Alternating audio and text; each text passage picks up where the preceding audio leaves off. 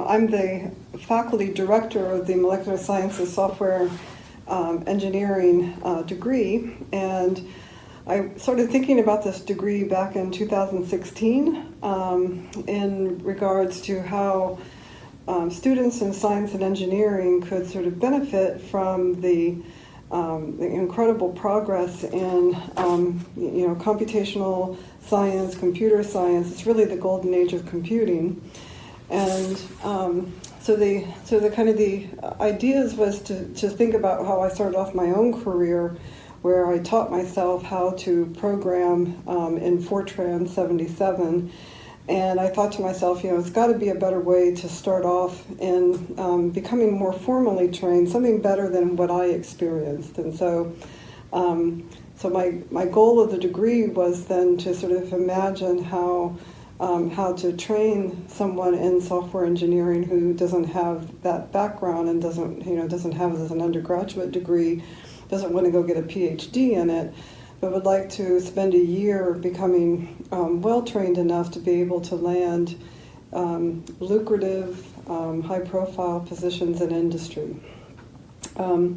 It turns out that a lot of my PhD students, because they do software in my lab, do go on to places like Google or Facebook or even sort of programming positions in things in finance like Ameritrade.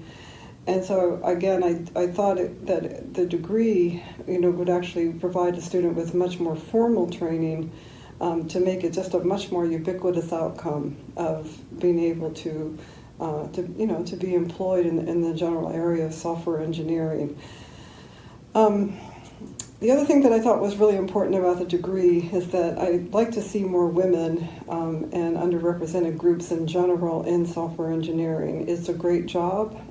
It gives you a lot of family flexibility, and it seems again that for those groups to come into this degree, our goal is to make sure that you can benefit from actually finding employment in a sector of industry where you might be sort of much more family and time friendly. Another question is whether there's been a gap within industry for and what are the required skills that are needed in software engineering. And I do want to say that I think one area that is a bit oversubscribed right now is a lot of software academies that have popped up around the software engineering of apps. And that is not what this degree would primarily focus on. You probably would be able to, given you would require develop skills in the degree that would allow you to go into those areas. But what would give you a unique advantage, I think, are two things with this degree. One is because you would be doing the soft skills of the Fung Institute. You might be able to sort of move into management a little bit more directly.